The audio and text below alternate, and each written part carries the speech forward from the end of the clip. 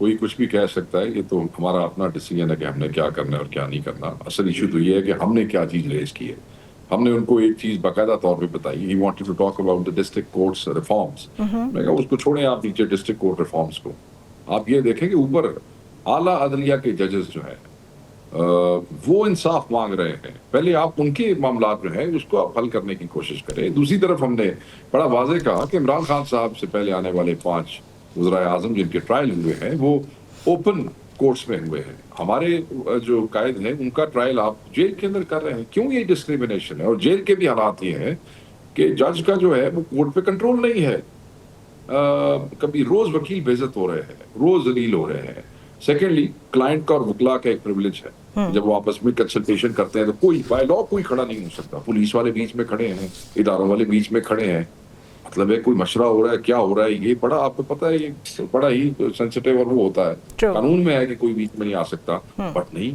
اور ہم نے جو سب سے اہم چیز ہے وہ یہ بتائی کہ ہم بنیادی طور پہ یاد رکھیے گا ہم خلاف ہیں 26ویں ترمیم کے، بالکل اس کے خلاف. ہم نے وہ چیلنج کی ہوئی ہے، ہم نے ان کو واضح کر دیا. آپ نہیں سمجھتے کہ یہ میسج ان کے لیے کافی تھا جو ہم نے ان کو بتا دیا کہ ہم 26ویں ترمیم کے خلاف ہیں. اور اوبیسلی 26ویں ترمیم سے ہونے والی اپوائنٹمنٹس کی بھی پھر خلاف ہی ہوں گے نا.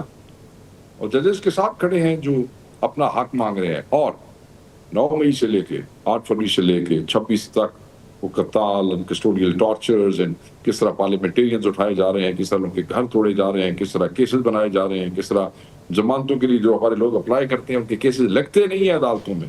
گجرانوالہ میں 51 لوگوں کو 5 سال کی سزا ہوئی 9 مئی کے کیسز میں. 10 مہینے ہو گئے ہیں، ہم نے 9 کے 10 مہینے ایگزیکٹلی فائل کی ہوئی ہیں، وہ لگ نہیں رہی. Can you imagine? یہ ساری چیزوں کو بتائیے. اس طرح کے ماحول میں ایبسلیوٹلی جو آپ باتیں کہہ رہے ہیں، اب یہ پورا ایک ماحول ہے نا جس میں چیف جسٹس نے بھی بڑی کلیئر سگنلنگ کر دی کہ آپ سسٹم کے ساتھ چلیں. آلریڈی جو آپ کے ساتھ ہو رہا ہے وہ آپ نے ایکسپلین کر دیا. دوسری طرف ایک ریالٹی یہ ہے کہ 27th امینڈمنٹ کی بھی بات چیت ہو رہی ہے، اور وہ اس لیے ہو رہی ہے کہ جو ججز کی طرف سے ابھی بھی ریزسٹنس سامنے آ رہی ہے اس کا شاید یہی حل ہے کہ ایک اور کورٹ بنا دی جائے جو وہ پہلے مرحلے میں نہیں بنا سکے، سیکنڈ میں بنا لیں گے. اب پہلے مرحلے میں 26th امینڈمنٹ پہ پی ٹی آئی ساتھ ووٹ نہیں کیا بٹ اگری کر رہی تھی. I remember it very well. Barrister Gohar نے کہا تھا ہمیں مسودے سے کوئی پرابلم نہیں ہے. Isn't it a little too late for you to say کہ ہم اس سے اگری نہیں کرتے؟ کس نے کہا مسودے پہ کوئی پرابلم نہیں؟ کون سے مسودے پہ؟ جو 26th امینڈمنٹ کا اس وقت تک مسودہ تھا جب وہ پیش ہوا تھا اسمبلی میں. نہیں، کوئی ایسی بات نہیں ہے. It's on record. بنیادی ججز کے اور آن ریکارڈ. مجھے تو بہت سی چیزیں لوگ کہہ دیتے ہیں جو بعد میں گور صاحب بھی کہتے ہیں کہ یہ غلط کہا تھا. دیکھیں ہوا کیا کہ وہ مسودہ اس پہ جو ہمارے ان پٹ تھے وہ اپنے مولانا کو دیے. ہم چاہ رہے تھے کہ یہ مولانا کو ہم دور کریں اس چیز سے کہ ان کو ووٹ ہی نہ دیں. اس پہ ہماری ان پٹ جو تھی وہ اس میں آئیں، اور وہ اوبیسلی جو ہماری ان پٹس تھیں وہ بڑی امپورٹنٹ تھیں اور وہ اس میں آئیں.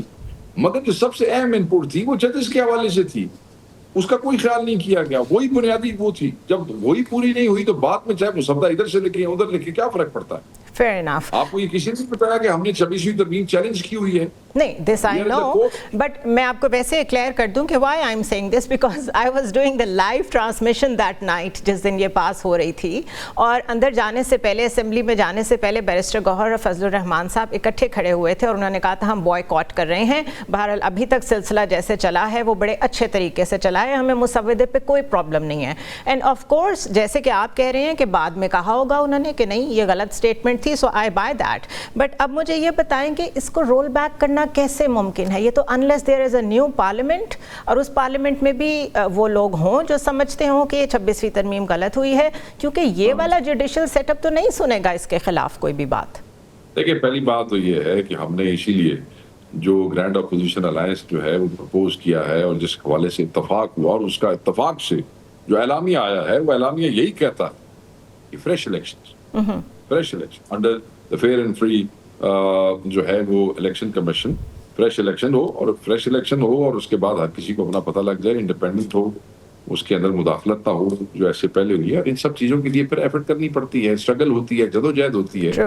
ہم آلریڈی ڈاکے کے وکٹم ہیں، ہم سے آلریڈی لیا گیا ہے، تو یہ تو ہم نہیں ایکسپیکٹ کریں کہ ہم کہیں گے piece of cake will take it from the plate. It's not gonna happen like that. But obviously مجھے یہ دیکھیں اسٹرگلز ہوتی ہیں. ابھی تو سال ہوا مشکل.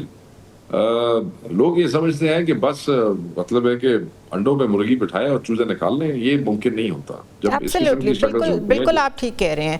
ابھی گرینڈ اپوزیشن الائنس کافی مٹیریلائز ہوتا نظر آ رہا ہے. آج آپ لوگوں کی جو جماعت کے لوگ ہیں وہ کراچی بھی پہنچے ہیں. سو فار رسپانس کیسا ہے؟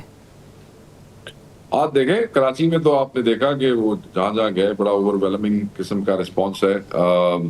مولانا کے ساتھ ہماری ایک سب کمیٹی بن گئی ہے جس میں کوئی ایشوز لوکل ووکل ہیں تو ڈسکس ہوتے رہیں گے. مشترکہ اعلامیہ آ جانا for a fresh election that's in itself is a success. ہم جی ڈی اے کو مل رہے ہیں 25 تاریخ کو. چیف منسٹر کے پی خان صاحب کو ریپرزینٹ کریں گے اور جائیں گے. جی ڈی اے میں پگاڑا صاحب کو ملیں گے. دیٹس اندر وہ ہے اور وہاں پہ کوئی نئی چیز شیپ اپ ہوگی. وہ بھی ہم دیکھ رہے ہیں کہ وہ بھی ہمارے ساتھ شامل ہوں گے انشاءاللہ.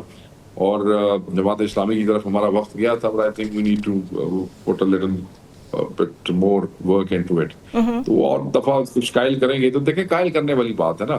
سسٹم کے خلاف یا اسٹیبلشمنٹ کے وہ حوالے سے چیزوں کو اس کرنے کے لیے وہ دل گردے کا کام ہوتا ہے. پھر اس کے لیے لوگوں کو قائل کرنے کی ضرورت ہوتی ہے. تو ہم کر رہے ہیں. ہم آواز دیں گے. Let's see people who are pro democracy, pro human rights, pro rule of law. We try together everybody.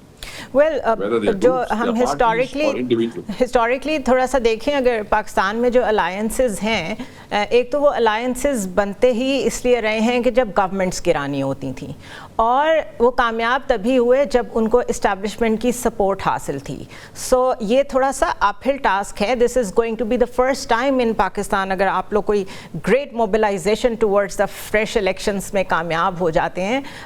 لیکن وہی کام کیا جو پہلے پاکستان میں کبھی نہیں ہوا.